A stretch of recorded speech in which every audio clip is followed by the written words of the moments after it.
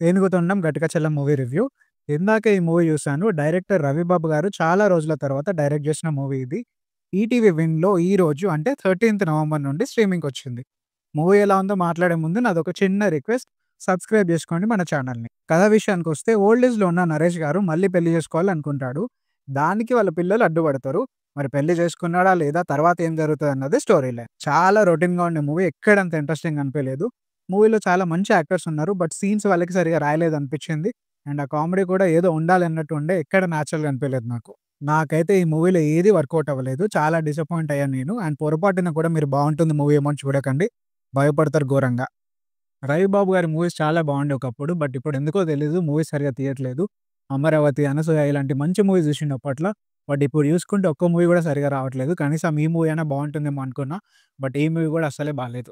ఈ మూవీ అయితే చాలా బోర్ కొట్టింది నాకు. ట్రైలర్ చూసినప్పుడే పెద్దగా ఏం అనిపియలేదు నాకు. బట్ 'రవిబాబు' కోసం చూసినా కొంచెమైనా బావుంటుందేమో అని. కానీ నిజంగా బాలేదు మూవీ. ఇన్ కేస్ మీరు చూస్తే మీకెలా అనిపించిందో కామెంట్స్‌లో చెప్పండి. మరొక రివ్యూతో మళ్ళీ కలుద్దాం. Thank you.